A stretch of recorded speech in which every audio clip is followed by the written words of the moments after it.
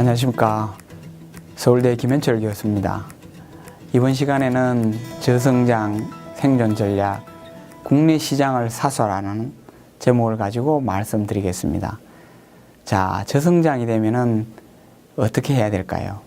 국내 시장은 정체되거나 축소되고 있기 때문에 많은 기업들이 해외 시장을 개척한다라든가 신시장을 개척하려고 합니다. 일본 기업도 그랬습니다. 그런데 이 전략이 생각보다 굉장히 위험한 전략이에요. 왜 그럴까요? 일본 기업들도 저성장이 닥치자 새로운 시장을 찾아서 신시장으로 나가거나 아니면 해외 시장으로 뛰쳐나갔습니다. 전형적인 국내 사업이라고 할 수 있는 유통업이나 금융업까지도 해외로 뛰쳐나갔어요. 그런데 해외로 뛰쳐나가면 어떻게 될까요? 이거는 진짜 어려운 시장이 기다리고 있습니다. 그건 뭐냐면은 해외 시장은요, 국내 시장을 개척하는 것보다 평균적으로 4배 내지 5배나 힘들다는 걸 일본 기업들이 알게 되었습니다. 예를 들어 손익분기점을 획득하는데 3년 내지 4년 걸린다면요, 소위 새로운 비즈니스로 해외 시장에 나가서 이익을 내는 데는 평균 12년에서 15년이 걸린다는 겁니다. 그러면 이 오랜 기간 동안 자금이나 인력이나 노하우는 어디서 나오겠습니까? 바로 국내 시장에 나오는 겁니다. 그래서 국내 시장이 축소되고 있더라도 이 시장을 등한시하면은 오히려 해외 시장도 제대로 개척할 수가 없습니다. 그래서 일본 기업들 보면요, 일본 탈출이라는 슬로건 하에 마구 나갔다가 오히려 해외 시장이 어려움을 닥치고 또 국내 시장도 어려워지니까 결국은 해외 시장을 접고 국내 시장으로 되돌아온 경우가 너무 많습니다. 그래서 저성장 대응 전략 중에 의외로 한국 기업들이 강구할 수 있는 게 기존 시장을 사수하는 전략입니다. 아무리 기존 시장이 정체되고 축소되더라도요, 이 시장을 사수하지 못하면은 신시장에서도 결코 성공할 수 없습니다. 이런 걸 생각하지 않고 어려움을 겪고 있는 한국 기업 중에 하나가 자동차 산업입니다. 한국의 자동차 산업은요, 2008년부터 2012년 사이에 너무너무 좋았습니다. 매년 해외 매출이 2자릿수 이상으로 성장하고 이랬기 때문에 한국의 자동차 기업들은 아하, 해외 시장이 이렇게 쉽구나, 해외 시장을 이렇게 개척하면 되는구나 라고 해서 해외 시장 개척에 엄청난 정성을 쏟았습니다. 그런데 2012년부터 해외 시장이 어려워지고 곳곳에서 해외 경쟁자가 생기면서 해외 시장 개척이 힘들어지게 되었습니다. 그 사이에 발밑에 있는 국내 시장에 수입차들이 엄청나게 몰려들었던 거죠. 최근에야 한국 자동차 기업들이 이것을 깨닫고 국내 시장을 다시 강화하려는 노력을 하고 있습니다. 물론 최근에는 그 성과가 나타나고 있습니다만은 이런 우를 한국의 다른 기업들은 교훈으로 삼아야 됩니다. 앞으로 신시장을 엄청나게 찾고 개척하더라도 그 신시장을 받쳐주는 것은 결국은 기존 시장이라는 것을 정확하게 인식하고 어떻게든 이 기존 시장을 사수하려는 그런 전략을 가져야 되는 겁니다. 자, 그러면은 기존 시장을 사수하기 위해서는 어떻게 하면 좋을까요? 토요타가 그 성공예입니다. 저성장 기간 중에 해외 자동차 기업들이 엄청나게 일본 시장을 공략했습니다. 특히 일본 시장은 저성장으로 가면서 사람들이 가격에 민감하다고 생각하니까 가격을 내린 수입차들이 범람했습니다. 이때 토요타가 선택한 전략은요, 국내 시장을 사수하겠다는 전략이었고 기존 고객을 잡아줘야 되겠다는 전략을 취한 겁니다. 그래서 저성장 되기 전에 한국 기업들은 이 토요타의 전략을 벤치마킹해야 됩니다. 아직도 성장 여력이 남아있는 동안이라도 고객들의 마음을 잡아두려고 해야 됩니다. 고객을 잡아두지 않으면요, 저성장기에 이전 투구 속 경쟁 속에서 결국은 경쟁자들이 다 뺏어가 버립니다. 제일 먼저 뺏어가 버리는 거는요, 로얄 의식이 충성도가 높지 않은 그런 고객을 뺏어갈 것이고요.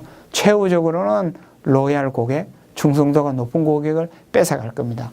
그래서 지금부터라도 고객의 환심을 사고 고객의 만족도를 높이고 그 중에서 자사한테 굉장히 충성도가 높은 고객을 잡아두려는 그런 노력을 끊임없이 해야 되는 겁니다. 두 번째 국내 시장을 사수하는 전략이 양적 성장에서 질적 성장으로 방향을 전환하는 겁니다. 이거는 일본 기업들이 추진했다가 엄청나게 실패하고 뼈저리게 느낀 경험 중에 하나입니다. 왜냐하면요, 여러분한테도 자, 양적 성장 시대가 갔고 이제 저성장이 오니까 질적 성장으로 바꿔라 하면은 머리로는 그렇지, 이제 저성장이 오니까 질적 성장으로 가야지 라고 하면서도 실질적으로 기업 현장에 가면은 아니야, 어떻게든 시장 점유율을 더 높여, 어떻게든 매출을 더 올려, 이런 식으로 행동하게 되는 거죠. 일본 기업들도 마찬가지였습니다. 저성장이 옴에도 불구하고 과거의 관성이 그대로 남아서 양적 성장을 끊임없이 추구해 버렸던 거죠. 대표적인 예가 일본의 백화점입니다. 저성장이 되면은 백화점이 안 될 거다. 이거는 굉장히 상식적인 판단이죠. 최근에 한국을 보더라도 백화점 매출이 좋지 않습니다. 이게 저성장을 하면은 더 안 좋겠죠. 그런데 당시 일본의 백화점은 그런 어떤 시대의 큰 흐름을 보기보다는 눈앞에 경쟁자들만 보였던 겁니다. 경쟁자들이 새로운 백화점을 출점하면 어이쿠, 우리도 마켓 쉐어를 유지해야 되는데, 매출을 획득해야 되는데 라고 그 옆에 또다시 백화점을 출점하는 그런 우울을 범하게 되었던 거죠. 더군다나 저성장이 되면은요, 기업을 유혹하는 일들도 굉장히 많습니다. 일본의 백화점도 그랬어요. 저성장이 되면 어떤 현상이 벌어집니까? 땅값이 싸지겠죠. 그리고 망한 기업들 생기기 때문에 빈 땅 많이 생기고 퇴가하는 점포 공간이 많이 생깁니다. 그러면 경쟁자가 좋은 점포를 짓거나 아니면 획득했다라고 하면은 양적 경쟁에 안 뒤지려고 그 옆에 점포도 사버립니다. 그런데 웬 떡이냐 할 정도로 출점 코스트가 엄청나게 싸요.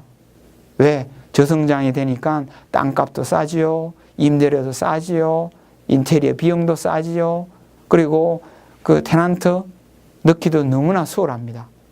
이런 착각 속에서 일본의 백화점은 과당 경쟁, 양적 경쟁 속에 빠지면서 결국은 다 같이 몰락해버리는 그런 우를 범하게 되었던 겁니다. 백화점만 그럴까요? 우리나라의 할인점도 굉장히 위험합니다. 일본의 할인점도 저성장이 된다. 그러면 고객들은 싼 거를 찾거다. 싼 걸 찾으면은 그래, PB 상품이 굉장히 좋을 거다 라고 생각해가지고 PB 상품으로 엄청나게 드라이브 했습니다. 또 경쟁 기업이 PB 상품을 내니까 자, 우리도 PB 상품을 내자.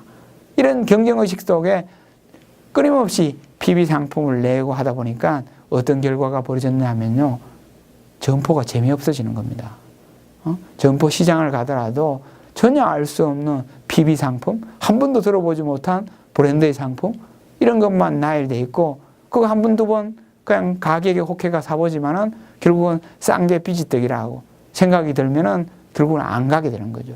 그 결과 일본의 할인점들은 고객을 놓쳤던 겁니다.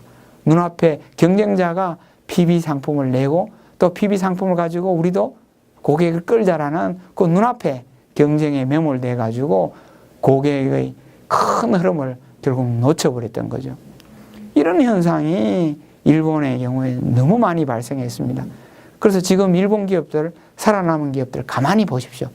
매출은 옛날에 좋았던 시절보다 엄청나게 줄었습니다. 지금도 매년 매출은 안 늘어납니다. 장기 저성장으로 가면요, 매출이 늘어나는 기업은 진짜 드뭅니다. 오히려 매출이 줄어드는 게 그건 너무나 당연해요. 그 속에서 일본 기업들은 자, 매출이 줄어들더라도 어떻게든 이익을 내가지고 기업이 생존하는 그런 길을 택해 갔던 거죠.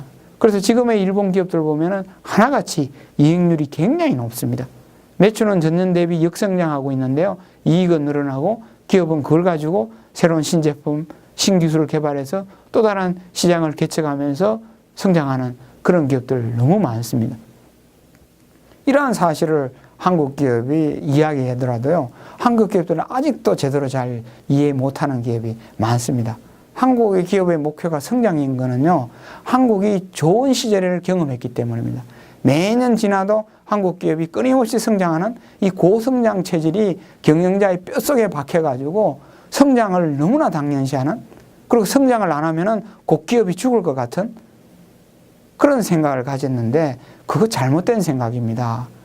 그거 성장기 때의 발상이에요. 기업의 목표가 뭡니까? 성장입니까? 아니에요. 최근에도 많은 기업들이 성장을 목표로 삼아서 무리하게 M&A를 하다가 결국은 성자의 저주 속에서 망해가는 기업들이 얼마나 많습니까? 그리고 자기 능력보다 과도한 성장을 추구하면서 결국은 망해간 기업들 엄청나게 많지 않습니까? 기업의 목표는 결코 성장이 아닙니다. 성장도 기업이 생존하고 종속하는데 하나의 필요한 수단에 불과한 겁니다. 그래서 한국 기업들은 저성장으로 가면서 기업의 목표를 바꿔야 됩니다.